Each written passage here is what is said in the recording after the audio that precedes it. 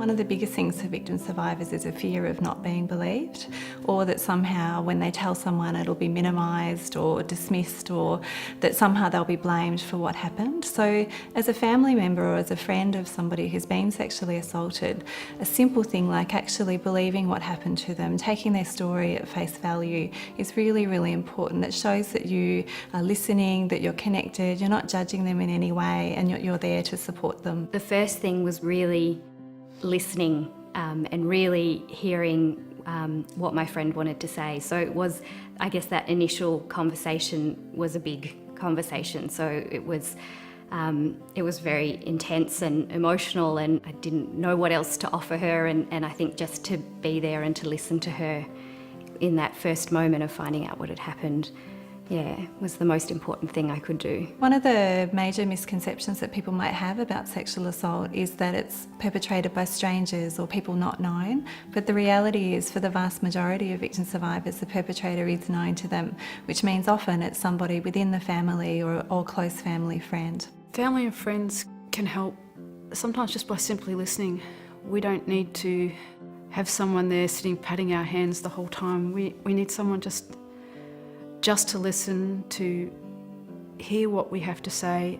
You are very, very overwhelmed by just even the fact having to disclose it, having to relive it in many respects, and getting up the courage to disclose it. In my situation, the perpetrator was known to my family and friends, and so when I needed to say something, I was worried that no one would believe me. It's really important to know that whatever your story and whatever the story of the person that you're supporting, that there is options to have advice and information for you.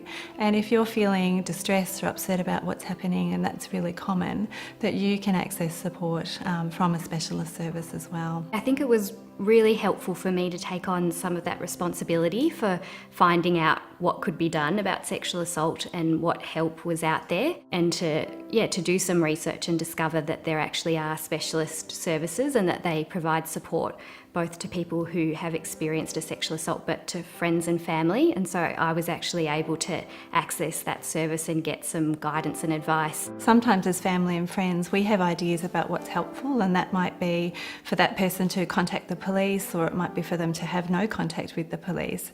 And the most important thing as a person who loves someone who's experienced sexual assault is that you maybe support that person to explore what options are available to them, and that they can make the decision when they're ready and their time about what they would like to do. There are a lot of support services in every state and territory in Australia that you can find online. You could also contact your local health service or speak with your GP and ask for a referral to the nearest service. It was really important that I kind of didn't rush in with lots of information and solutions, but I could really sense that what my friend needed most was for me to listen and to be her friend, and to be the same friend that I'd always been, and to not see her differently. They didn't doubt what was going on. It was helpful that when I did say something, it was more that they could, what could they do? I still haven't told them everything, but it was good that after I did speak to them is that I was still their sister, their daughter, and just a friend, and that's what I needed. One of the key messages for family and friends who are supporting a victim survivor is to know that there must be something special in your relationship for this person to feel like they trust you, and that you can support them with their story.